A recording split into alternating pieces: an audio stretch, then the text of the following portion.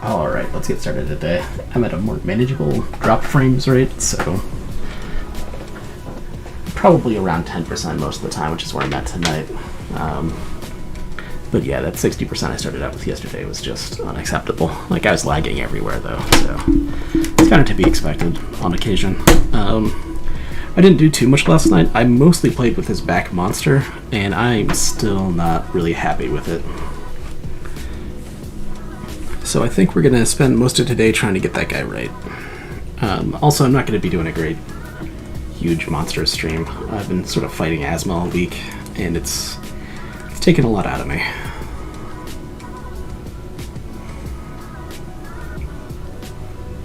Okay with those eye stock positions, I think.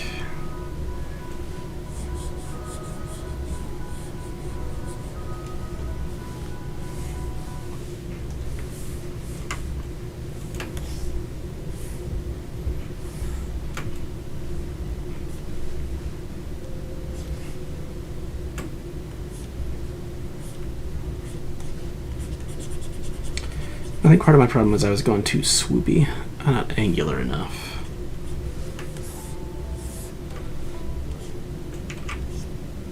Those sort of swoopy tripods.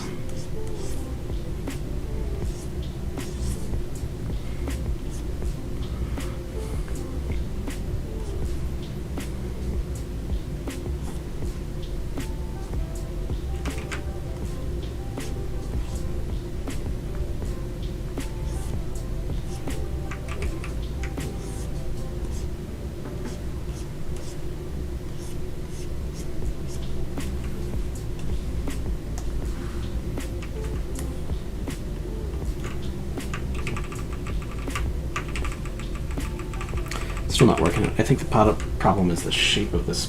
We went too much at the bottom of this little jellyfish balloon structure.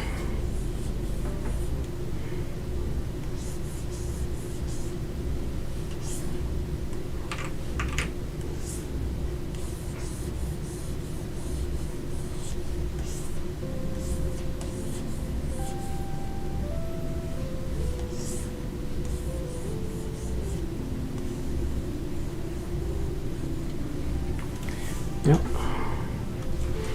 Let's go back to, I think 06 should have the old original one. I just want it without the eye stocks in there.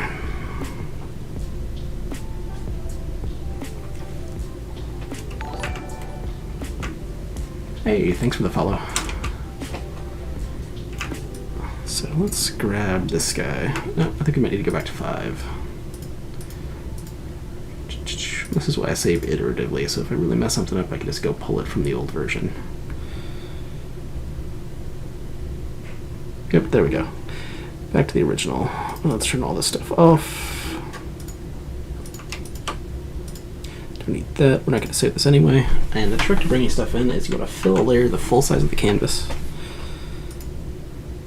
We're going to drag it to the other document here. Just drop it in there. We can hit Control A to select everything, make sure we're on the Move tool, and then we can use the alignment to align this entire group up. And then we can just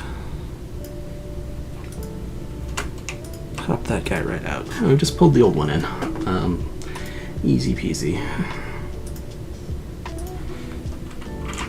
That's why it's like super important to save iteratively, and this time, because I want to keep that bulbous top area, I'm going to save a copy of it, just on its own layer. That way I don't have to go through those steps again. We don't need to save that.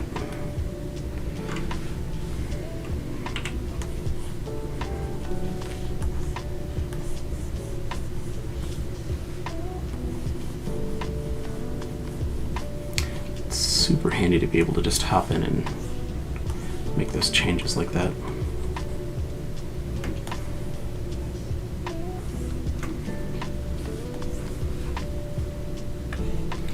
I think on its own layer,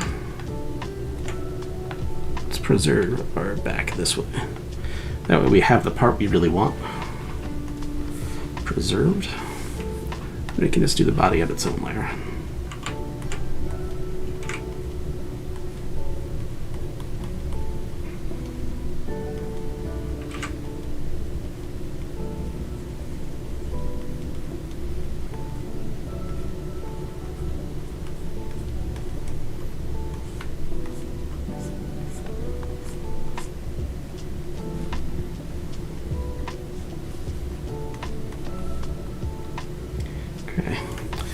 It's one of those things where I don't paint a lot of like tripodal creatures, which is always difficult to get right. And there's not a lot of tripods you can study from the natural world or do anything like that. So it's sort of just making it up and seeing how it goes.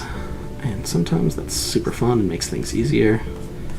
Sometimes it makes things a lot harder.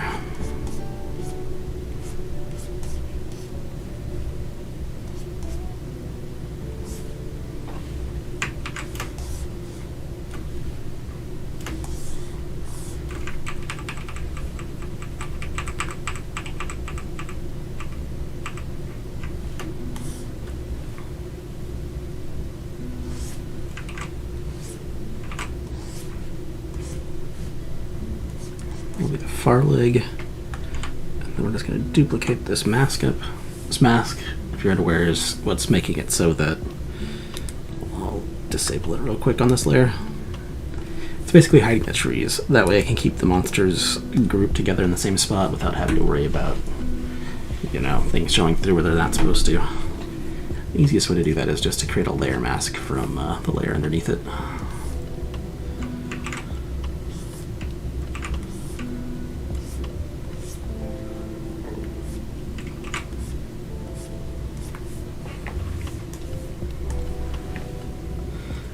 That feels pretty good even from this angle here. We're going to need to pull up the back a little bit on this guy. I'm going to do it on this layer here just because I'm not super confident that this is the right decision.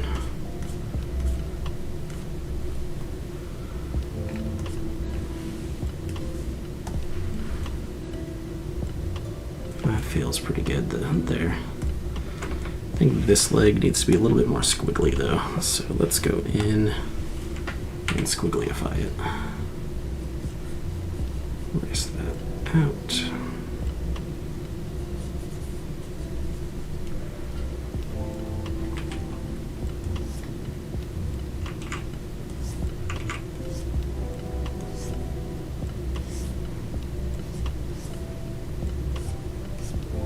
And these will make a little bit more sense once I get some lighting information on them.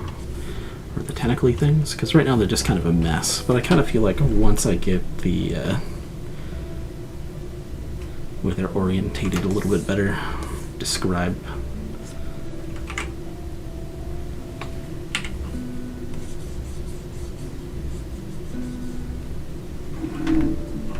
Let's do tangenty. I think we need to sort of go this way, narrow it up just a hair. I think that works. And eye stalks.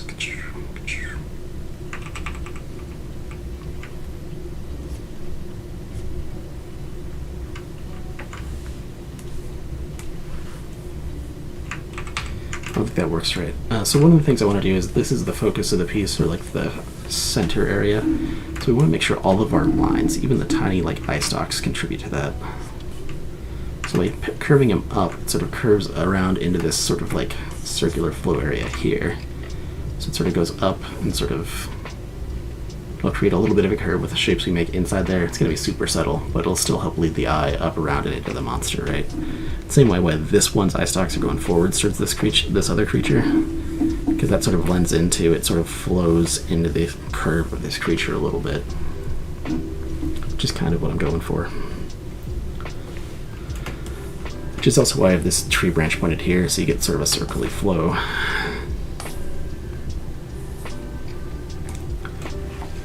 Because a lot of other people teach you like really linear like weights and balances and that kind of stuff for composition, but I went through a class taught by Chris Oakley, and like the way things flow in the piece, like the implied lines and like the relationships and contrasts, are what I think that's way more important than any sort of like compositional structure lesson you would get by being like, oh, follow the, well, I don't remember what they were, like the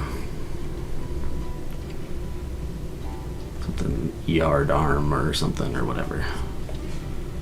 I mean, they're sort of, if I remember right, those old guidelines were created by, I'm going to merge these together because I'm pretty content with where it's at. But about a lot of those old guidelines were based on, at least the landscape ones, are based on like people doing studies of landscapes and saying like the compositions that you would generally find appealing.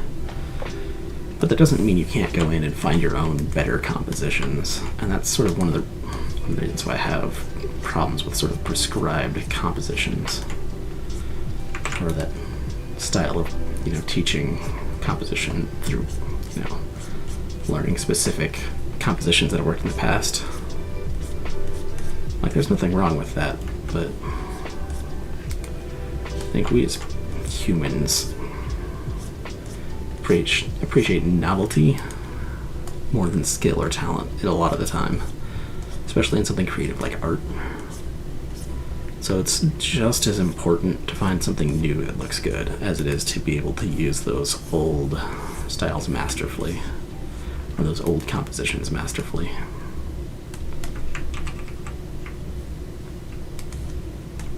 So it's sort of about finding a good balance. Oh, and we've lost our mask. So I'll just show you how to do that again. We'll zoom out for this. And it's probably going to be a shorter stream tonight just because, like I was saying earlier, asthma is making me tired. So let's throw it on the group, actually, because this mask isn't going to do anything. Oop. Select it. Yeah, select inverse. Sometimes my brain breaks out when I'm tired on this kind of stuff. Because what the mask is, the black is what's going to be hidden, and all the black stuff is what we have painted in for the trees there. So clicking on a layer will automatically select everything on that layer. And it'll do a much better job than you get with a magic wand or something else. I don't know when they added it to Photoshop, but it is one of the more amazing features in there. And I regret not knowing it earlier. But anyway, let's hop back up to this guy here.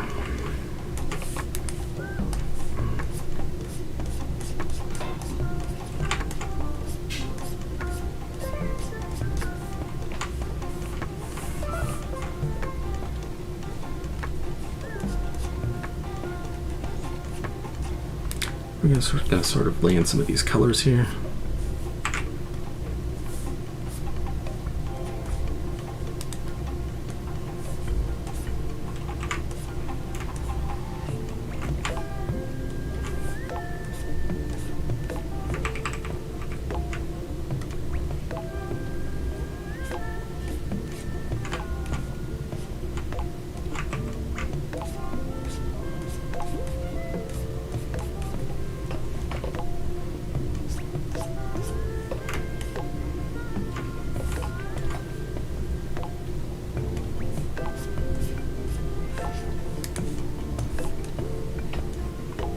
With anything going back in space, you want to make sure you're pulling in some atmosphere color to whatever's going back there, especially if it's like big and off in the distance.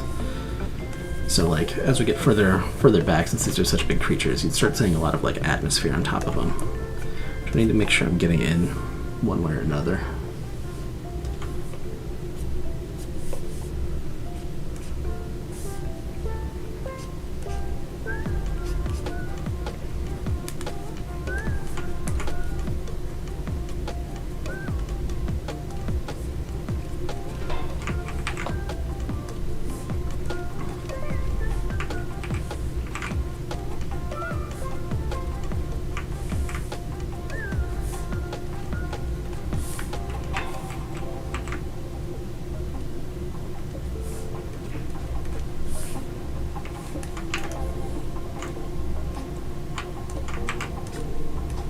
That's feeling about right for that blue color.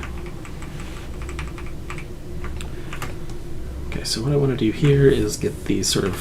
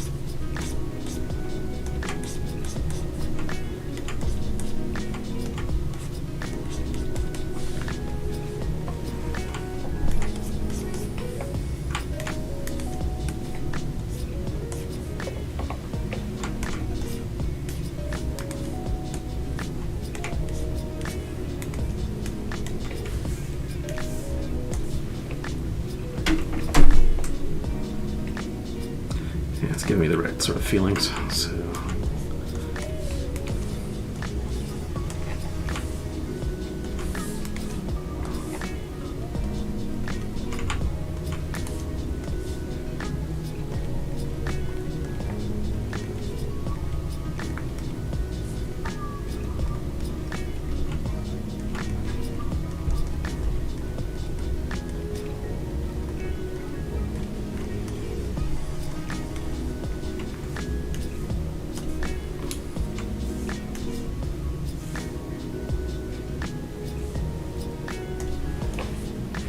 I haven't actually done this yet, so yeah, this is looking pretty good. I like the weird awkwardness, how it feels like it's sort of like leaning over and pushing on this balloon that's sort of pulling it up.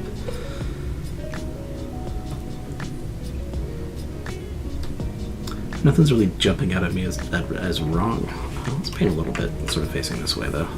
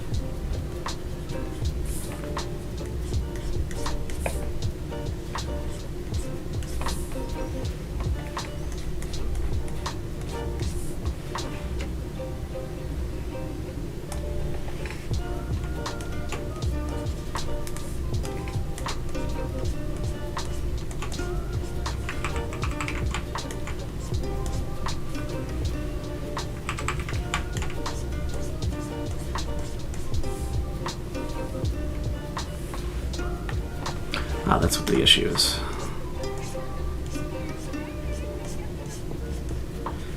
One of the issues with using like a clipping mask is if you've got transparency, sometimes it'll throw you off like it did to me right there.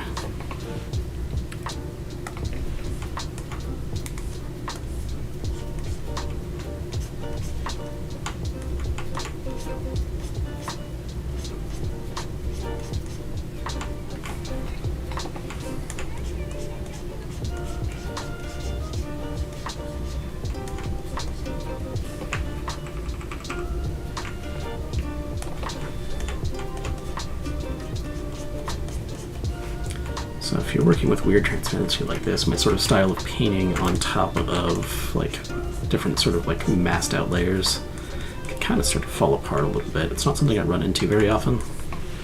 But in this case, I think it's just time to collapse these layers just to make things a little bit easier with this transparent stuff going on. We'll collapse this layer too. So the whole point of this is to make painting faster and easier, and as soon as it stops doing that for you, it's not really serving a purpose anymore. You might as well find a more efficient way to do whatever it is you're trying to do. Sometimes that's going to mean collapsing layers. Sometimes it's going to mean adding more. All kinds of little stuff like that. But anyway, it's been getting to the point where I think I need to stop just because my asthma's starting to show up a little bit in my voice. Which isn't great. But gotta do what you gotta do. So we'll try to get this guy finished, and then I'll probably stop for the night.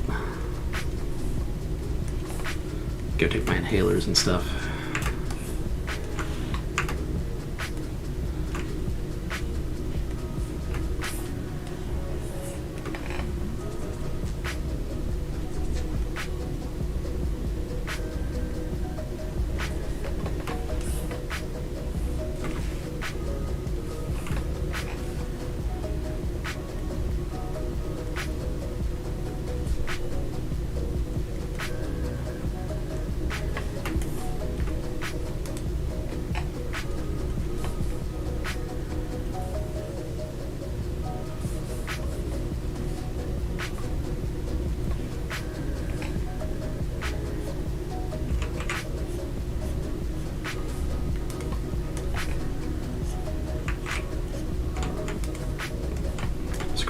There. That'll be our glowy inside the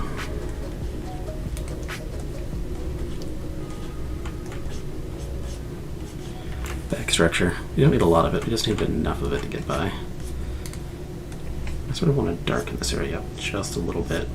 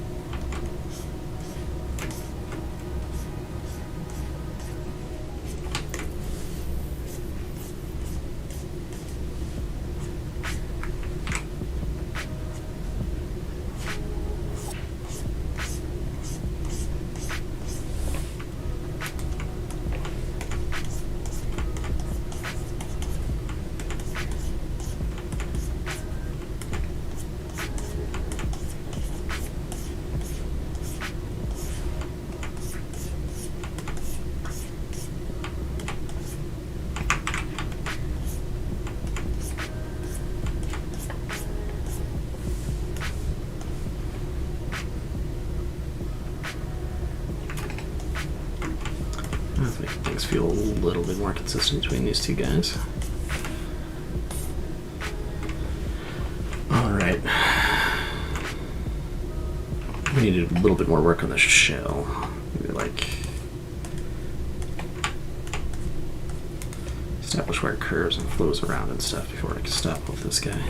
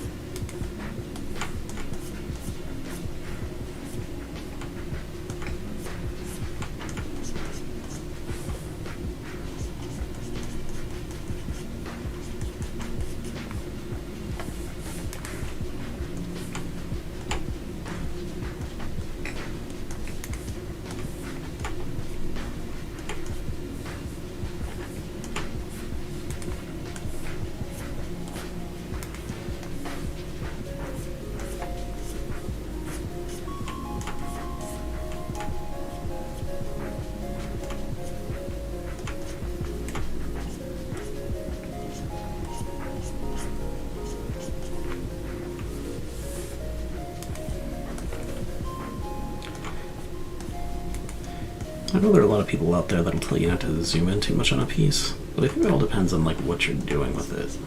Since I'm planning on printing these, it makes sense to be zoomed in at 200%, just because that 200% is actually meaningful. If I print this like super big or super high resolution, you'll actually be able to see this far more readily than you would on a screen. And if I want to like paint things a little bit rough, but I still want to have like a clean looking final product, the key to that is to paint at a much higher resolution than what your final product's going to be. Because then when you go to like print your final whatever it is or show it on the internet, it'll really shrunk down enough where a lot of like the messier brushstrokes will vanish unless people actually go out looking for them, which is kind of where I like things to be. Like I haven't quite perfected it in these areas here, but they're sort of not important. It's this area here that's important. And so I'm okay leaving things rougher outside of the main focal area, or like the heart of what's going on in the piece. But yeah, I feel like that's doing a decent enough job back there. So I think now I pretty much just have this back guy left to do. And I think I'm going to push this one more night, and I will be finishing this tomorrow night, or Friday night, one of those two. Just because I've got a little meetup thing going tomorrow night that I might be attending. Depends on how my asthma is going again, because if it's too much outside time, I might bail on that, but we'll see. Either way, hope you guys have a good night, and I will be back tomorrow.